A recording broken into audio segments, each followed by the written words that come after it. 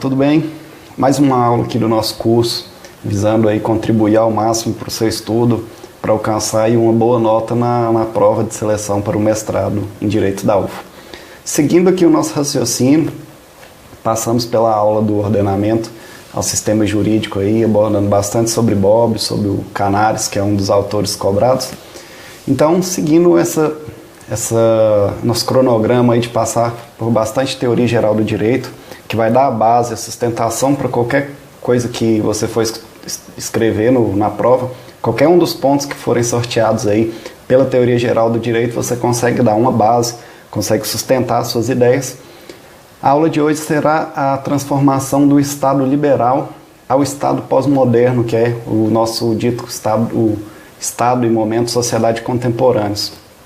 Então, é uma aula aí com base principalmente no livro do professor Bonavides, já foi um dos livros cobrados no processo seletivo do mestrado, então é bem importante ter uma noção também. E uma aula baseada muito na aula de epistemologia jurídica que vocês terão também dentro do curso do mestrado. Iniciando, o que eu proponho aqui, assim como foi feito na aula, que deu origem a todo esse trabalho, um quadro, e esse quadro será feito da seguinte forma. Eu sugiro que você escreva esse quadro para ficar bem nítido mesmo, ficar bem claro quando você for estudar posteriormente. Uma primeira linha com os itens que eu vou falando. E 3 colunas, tratando do Estado liberal, o Estado social e o Estado pós-moderno, também Estado contemporâneo à nossa sociedade. Cada linha eu vou falar, e eu vou falando a linha do que se trata, e logo em seguida eu vou falar no período liberal como que era, no período social como que era, e hoje no pós-moderno como que tem sido. Perfeito? Então vamos lá. Iniciando aí, qual era o tipo de sociedade que era predominante na época do Estado liberal, ou aqui principalmente paradigma liberal. Era uma sociedade individualista, ela tinha esse caráter de ser totalmente individualista, virada para o indivíduo de uma forma única, né? Já no Estado social, e também no paradigma social aqui, a sociedade ela era composta por classe. Então, o foco aqui são nas classes, é uma sociedade classista durante esse paradigma aí. E já no pós-moderno, que é o que nós vivemos hoje em dia, a sociedade ela tem um foco nos setores sociais. Então, aqui principalmente é uma setorização, digamos assim, as especificidades de cada grupo presente dentro da sociedade é o que ganha foco. Por exemplo, para dar um exemplo, ficar bem claro para vocês, a Lei Maria da Penha, ela foca um setor. Qual que é o setor? São as mulheres que sofrem a violência em razão do gênero. Perfeito? Adiante, uma próxima linha. Qual era o ator político que tinha grande força dentro desse contexto de Estado liberal? Uma primeira coluna. Eram os partidos. Aqui, na sociedade que era primordialmente individualista, liberal, os partidos políticos tinham uma força, era o ator político ali mais forte, digamos assim. Já no Estado social, o ator político que ganha muita força são os sindicatos. E aqui, principalmente, a força que os trabalhadores tiveram aí nesse período de Estado social. Vamos lembrar aí, 1920, 1930 à frente foi quando esse Estado ganhou assim, maior relevância. Uma espécie de revolução, a Revolução Industrial que havia na época como predominante. E atualmente, o ator político que ganha maior força, assim, maior evidência, são os movimentos sociais. Então aqui as ONGs, os movimentos específicos de cada setor da sociedade que vai reivindicando aí os seus direitos. Uma próxima linha, na verdade uma próxima coluna, né, com as 3 linhas aí, liberal, social e pós-moderno. Uma próxima é o ambiente. Qual que era o ambiente que dominava digamos assim, o contexto liberal? Era o mercado.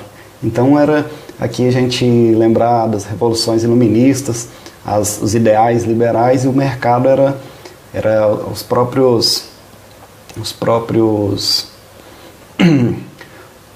filósofos liberais aí que tinham uma grande influência da burguesia, tinha aí um grande investimento também da burguesia. O ambiente que predominava essa época era o mercado. Já durante o paradigma social, o ambiente que dominava era o Estado. Então o Estado, no ambiente social, ele passa a ser responsável.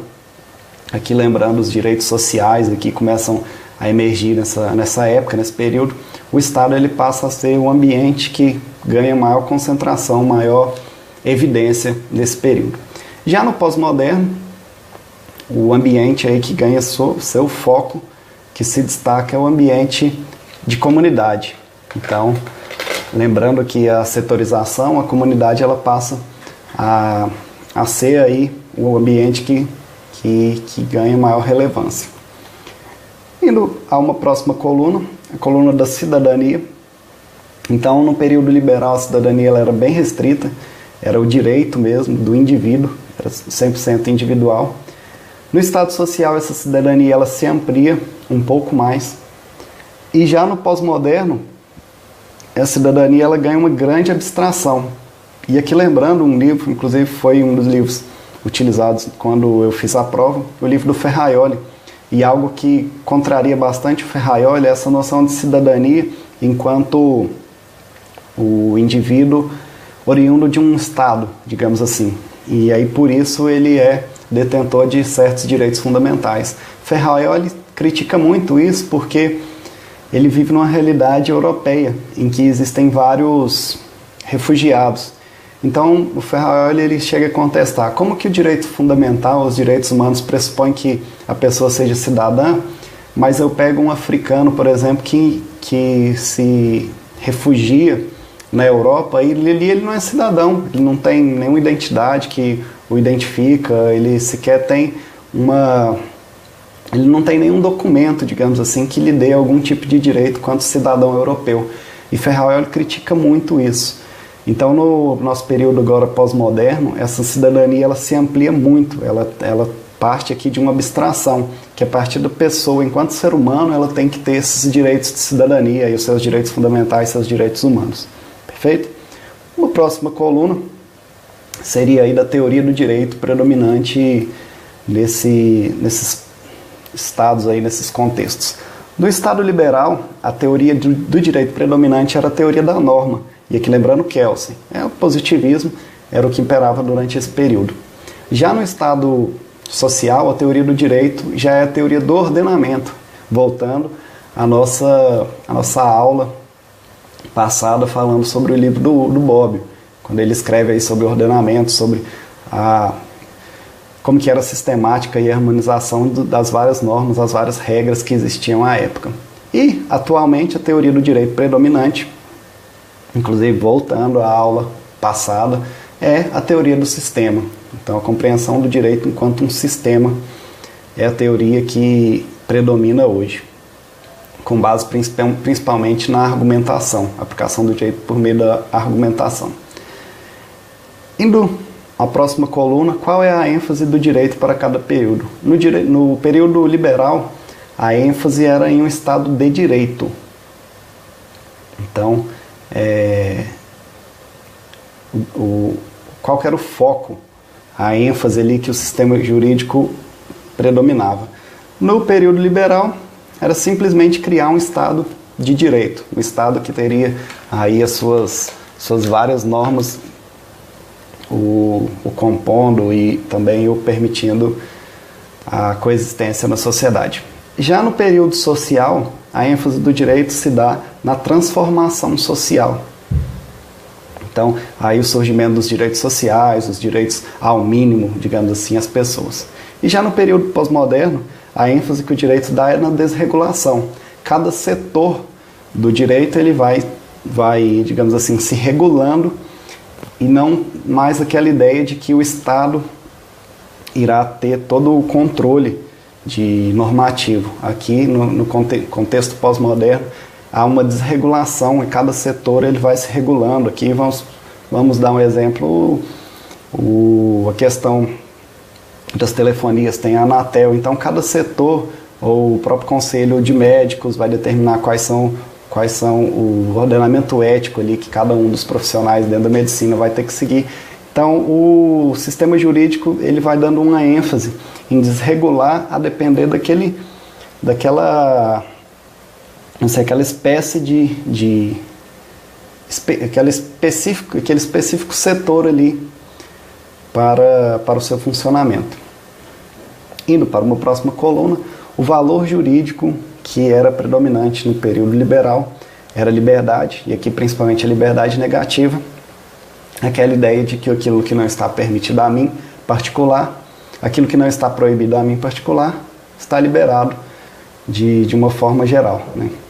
É aquela abstenção do Estado, aquela liberdade do Estado não poder intervir nas minhas decisões, na minha autonomia, na minha liberdade. Já o valor jurídico que ganha força no Estado social, no paradigma social, é a igualdade. Aqui, principalmente em decorrência dos vários abusos que começaram a surgir dentro do período liberal, quando ele passa para o período social, a igualdade ela ganha uma força muito grande. E, dentro do contexto pós-moderno, o valor jurídico que ganha maior força é o personalismo, principalmente a preocupação com a dignidade da pessoa humana. Indo adiante, uma próxima coluna, qual a racionalidade jurídica de cada um dos períodos? No liberal, é obviamente a racionalidade formal, então aqui a preocupação do direito e a racionalidade da aplicação do direito era simplesmente formal, era seguir a estrutura hierárquica, a estrutura formalista. Já dentro do período social, do paradigma social, a racionalidade passa a ser substancial, ou seja, material também. Aquela ideia de que existe uma preocupação com a função social da aplicação do direito de uma forma geral. Já atualmente, no contexto pós-moderno, a racionalidade jurídica ela é conjuntural. O que é isso? É uma somatória do formal com o substancial e, principalmente, uma preocupação muito grande com o caso concreto.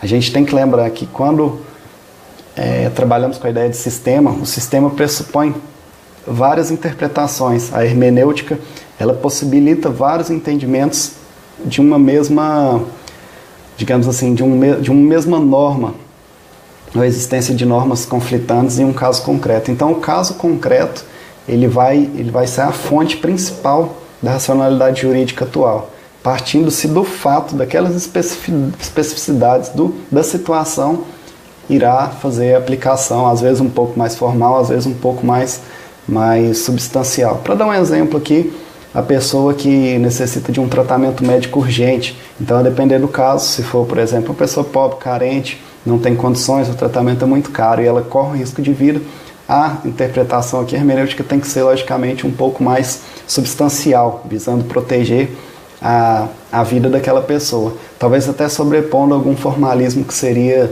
necessário ali, por exemplo, se o medicamento não está na lista de cobertura do SUS, alguma coisa nesse sentido. Perfeito? Uma próxima coluna, a natureza do direito. A natureza do direito no período liberal, ela é tão somente instrumental. O direito funcionava para ser um instrumento de funcionamento da sociedade ordenada, digamos assim, um estado de direito. Já no período social, a natureza do direito passa a ser teleológica, ou seja, o direito deve atender aos fins sociais, né? Até lembrando aqui o artigo lá da Lei de Introdução às Normas do Direito Brasileiro, que fala isso, deve atender aos fins sociais, uma natureza teleológica. Já no contexto pós-moderno, a natureza passa a ser referencial, ou seja, o direito ele depende do setor que ele está envolvido, cada setor ele irá ter a sua, digamos assim, a sua regulação específica. Uma próxima coluna, a compreensão do sistema jurídico no período liberal era um sistema jurídico baseado principalmente na hierarquia estrutural, ou seja, a Constituição, aquela pirâmide kelseniana mesmo, Constituição, e aí as normas infraconstitucionais, descendo, e aquela estrutura hierárquica mesmo, a validade pela estrutura. Já o sistema jurídico compreendido dentro da ideia de Estado social, ele passa a ser uma hierarquia funcional.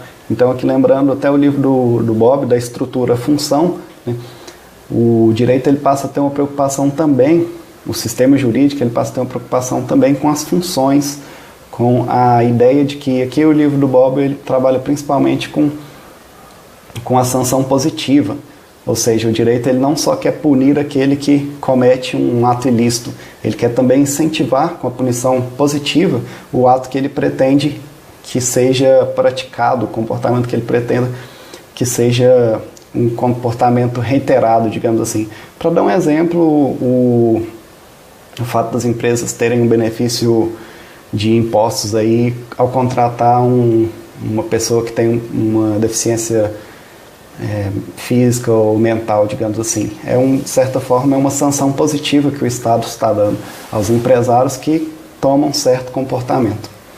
Já o sistema jurídico, dentro dessa lógica pós-moderna, é um sistema em redes, principalmente essa ideia de redes dos vários setores, os vários setores interligados.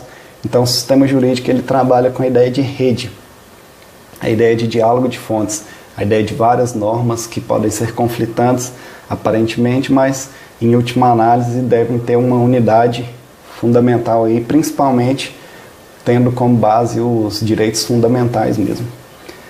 Na próxima coluna, com relação aos litígios. Então, no período liberal, os litígios eram principalmente interindividuais, entre duas pessoas. Que eu diria, a lide ali, ela envolvia só duas pessoas com seus direitos individuais e ficava por isso.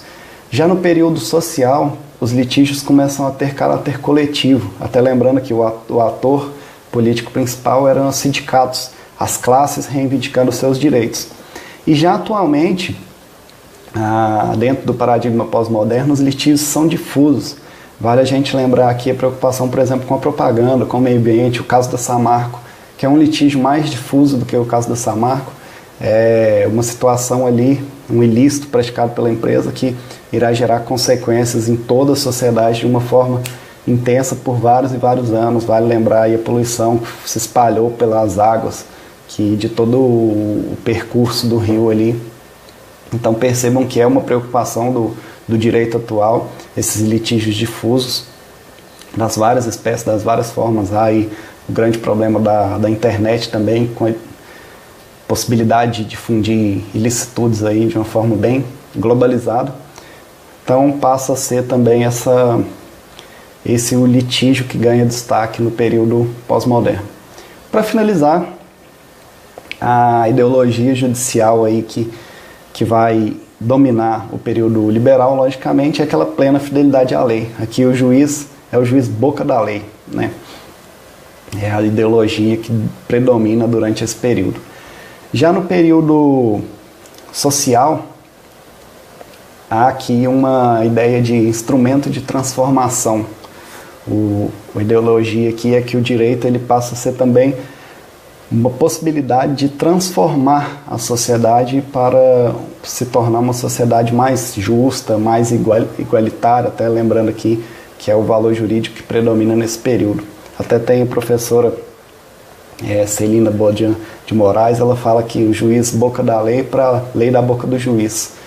Então a importância aí principalmente no poder judiciário, dentro dessa ideia de transformação da sociedade, o ideal do juiz, ele passa digamos assim, a decisão do juiz, ela passa a transformar a sociedade, passa a transformar até mesmo a lei. E por fim, a ideologia judicial aqui, ela, no contexto pós-moderno, ela ganha importância dentro da ideia de deslegalização, né? Cada setor ele vai ter aquela transferência de competência para poder, dentro do seu ambiente, guiar e ordenar por meio das normas que forem mais pertinentes ali, principalmente por questões técnicas, por questões de especificidade mesmo. Não teria como, por exemplo, você esperar que legisladores legislassem sobre sem nenhum tipo de apoio técnico de pessoas com conhecimento técnico específico daquela área sobre a legislação de internet, por exemplo. Perfeito? É uma abordagem geral sobre, digamos, transformações de paradigmas dentro de certos contextos, dentro de certos estados. Lembrando sempre que um paradigma ele não se sobrepõe ao outro, ele não elimina o outro. A gente tem que sempre ter a ideia de que as ideias, tem que ter sempre em mente que as ideias, os pensamentos, principalmente quando eles são feitos de uma maneira histórica, eles devem se complementar.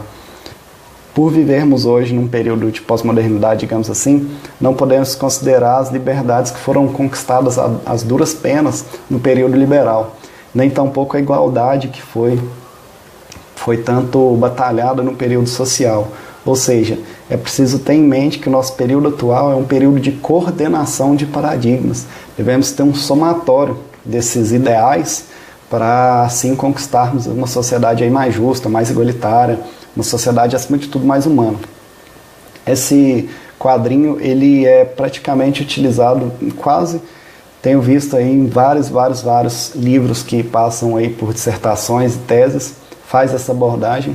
Um livro que me ajudou muito foi o livro do Daniel Sarmento, Direitos Fundamentais e Relações Privadas, e o primeiro capítulo é mais ou menos isso aí, do Estado liberal ao Estado pós-moderno, quais foram as transformações, principalmente com relação aos direitos fundamentais e com relação aos direitos privados.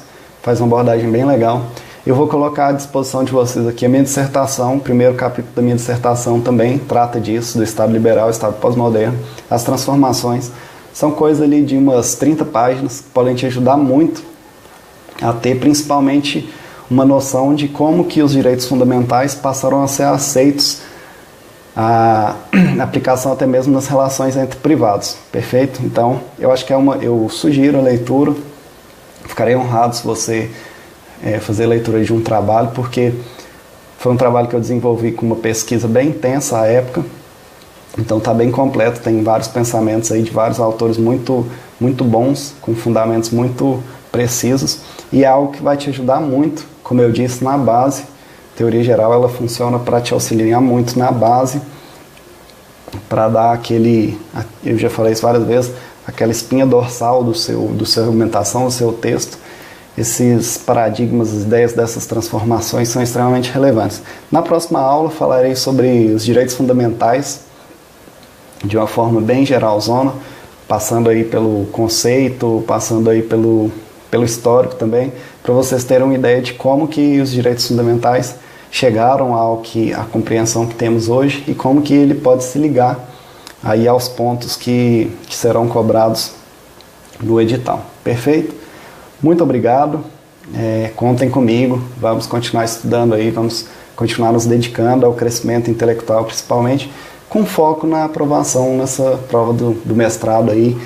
E, como eu disse, eu estou com vocês para poder ajudar o máximo que eu puder para que obtenham êxito. Perfeito? Muito obrigado. Vou deixar embaixo ali o link para poder baixar a minha dissertação. Fica à vontade, pode ler e fazer as críticas pertinentes.